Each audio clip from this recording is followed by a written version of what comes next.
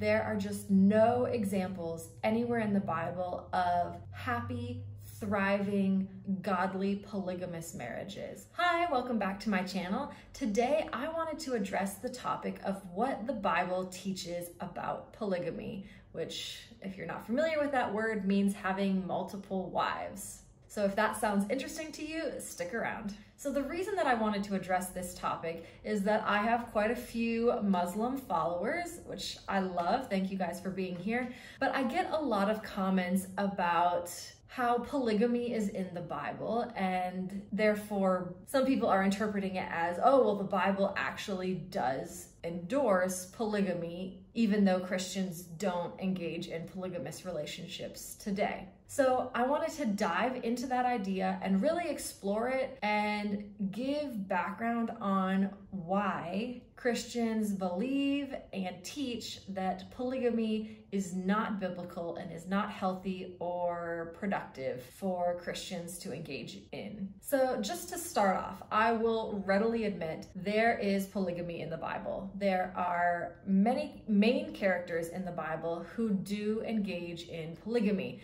So for example, Jacob had 2 wives, David had, oh gosh, I don't even know, a bunch. Solomon, his son, had, I think, like hundreds of concubines and wives. So it is definitely present in the Bible. I'm not going to shy away from that or try and deny it. It's true. There are biblical characters who have multiple wives. But one of the things that I think you need to understand about the Bible, and I've talked about this in a previous video called The Difference Between the Bible and the Quran, which is that the Bible as a whole, like every single word written in it, is not meant to be instruction for Christians or people in general to go do. So the fact that there are people in the Bible, main characters in the Bible, who have multiple wives is not meant to be an instruction to us that we should also have multiple wives. I mean, well, not me, but that Christian men should have multiple wives. It is not meant to be read or interpreted that way. But regardless, let's look at, is it possible that God is somehow in favor of polygamy? And I think because God doesn't specifically say polygamy is evil, don't do it in the Bible, I will admit that's like that phrase or something similar is not found in the Bible. But in cases where God does not specifically word for word list out what we're supposed to do in a specific situation, we can look at his actions and just his character in how he addresses situations and topics in order to find out the truth of what God wants his people to do in their own lives. So going all the way back to Genesis, to the very beginning, we see that God is creating the first marriage. And that very first marriage was one man and one woman.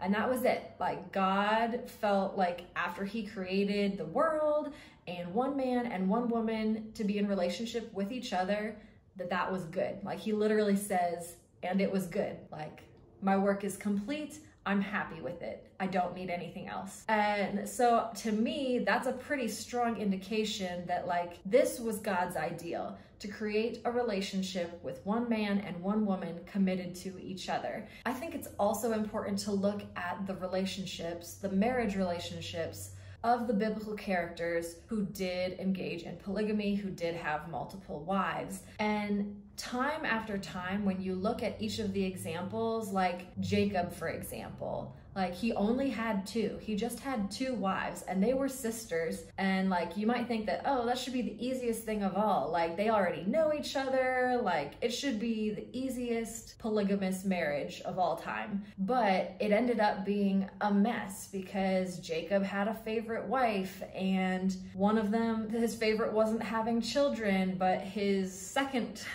wife was having lots of children. And so the first wife was jealous of the second wife because, okay, well, he loves me the most, but I'm not having any children, and she's having all the children and getting that honor. And it just became this messy, complicated, emotional, dramatic thing, and was not really healthy for anyone involved. Not for the children, not for the wives, not for Jacob. It just it was a disaster. And if you look at David, like, he had multiple wives, but then he wanted another woman, and so ended up killing this woman that he like saw and lusted after, killed her husband in order to get her. Like, he wasn't satisfied with the wives he already had, and he ends up marrying her, and it just creates turmoil within all of his wives. And can you imagine being one of the other wives in that situation? Like, he already has me, he already has my other co-wives, and none of us are enough for him, and he's going after another one. And for Solomon had hundreds, and they were actually a major part of his downfall, like from turning away from God, and just he ended up like depressed and lonely, and just kind of died miserable, in large part because having multiple wives just destroyed and pulled him down. And I'm not saying like that women are destructive and will ruin your life or something strange like that, but I think God has given us a roadmap of a marriage relationship, and that should be one man and one woman, and that's what works the best. There are just no examples anywhere in the Bible of happy, thriving, godly, polygamous marriages. And I think that says a lot. I mean, to take the phrase, the proof is in the pudding, and it's always a mess when you see polygamous marriages in the Bible. And that is why Christians have looked at the Bible as a whole and everything that it talks about and teaches and shows from biblical history.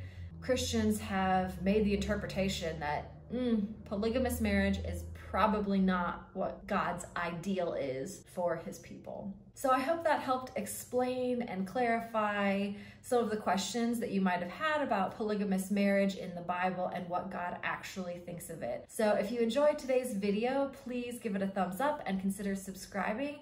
And thank you so much for watching. Until next time, bye.